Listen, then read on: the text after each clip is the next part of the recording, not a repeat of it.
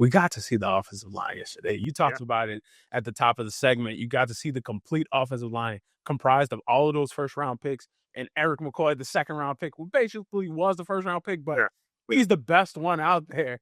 Kind of what was encouraging about the structure of that, it was Banks, Penning, McCoy, Ruiz, and Fuaga.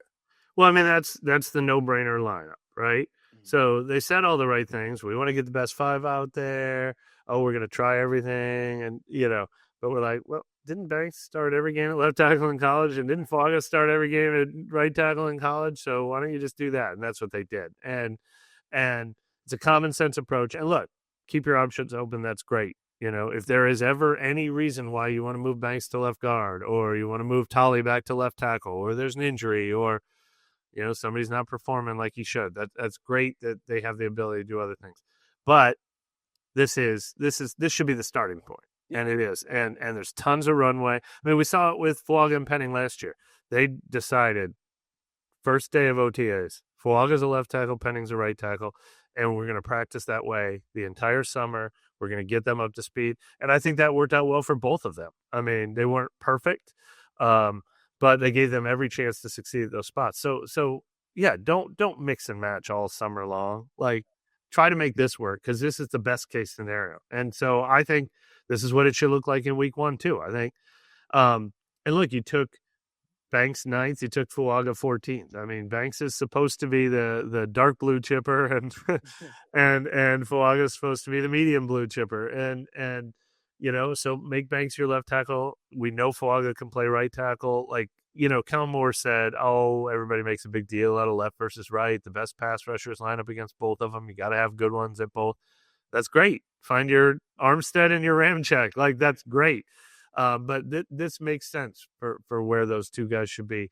And so best case scenario for the Saints is that those guys look comfortable in those spots and they never look back for the next decade. Yeah. That really, with those, and left tackle and right tackle are the most 2 important spots, and those are your 2 biggest investments. So make them work there, and that leaves Trevor Penning as the odd man out. And look, sure, he showed some life as a right tackle next year, but I'm not making my plans around Trevor Penning. It's the last year of his deal. Mm-hmm. Maybe he pans out, maybe he doesn't, but he gets last pick. You put Banks where he's supposed to be, you put Fuaga where he's supposed to be, and then what's left over, and that's going to be left guard. Yeah. I thought, look, we've always talked about, there were people who told us behind the scenes, I don't see the fit there at guard. We think he's a tackle.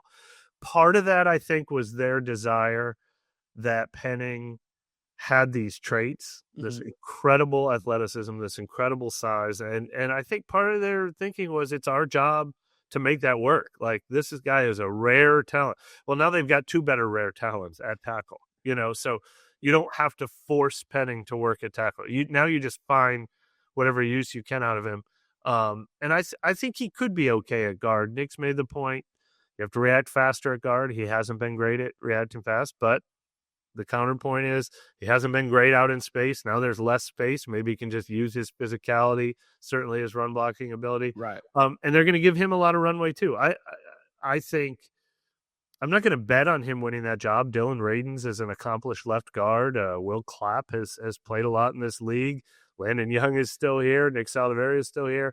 But they're going to give Penning a real chance, as demonstrated by the fact that he's lined up there with the starting unit already. They're giving him the first chance. Yeah, no, I completely agree. Do not torpedo the development of Fuaga and Banks just to try to prove a point with Penning.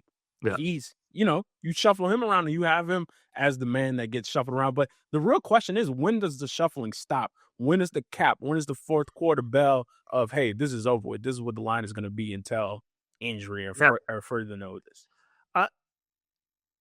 If we put Dylan Radin sort of in the Lucas Patrick basket or the James Hurst basket or whatever, as the we've got this guy if needed, then I take lots of time with Penning. Like I go ahead and give Penning all the time in the run. I guess Penning could do that with the second string. It doesn't have to be with the first string, but I give Penning a long chance at this before I start rotating them every other day in practice and opening the competition. Maybe I let him install all OTAs, all mini camp, Mm-hmm. first wave of installation, the first 10 days of training camp. And then if he hasn't picked it up by then maybe week 2 of training camp is when I start being like, all right, now let's see how Radens looks with this group or something like that. Yeah. Because you got to give him a real chance. If you don't give Penning a real chance, it's not going to happen. But at the same time, if he has to learn that position with the second string, that's fine too. Like my prediction right now, if you told me bet money on it, I bet it's Radens in week 1. I really I think that's a pretty talented guy. He looks the part. He's got real Experience. But best case scenario is that Penning takes to left guard like he takes to right tackle last year, which was not great, but it was salvageable, and I'd take salvageable right now. Yeah, for sure. So let's say that situation works out perfectly. It's like, oh, this entire time Penning should have been playing guard. Yeah. Andrus Pete's career. That's the best. Exactly. What is the maximum potential of this line? Are you having a great? 1,000-yard I don't want to steal this point from Nick. I mean, that's the strength of this team. That's why you can look at this team and be like, the cupboard's not bare. Like that's not a usable offensive line. That's a top tier offensive line. It should be. Yeah. 4 first-round picks and McCoy. Yeah, definitely. They should be great. I mean, will they be great right away? Banks is a rookie.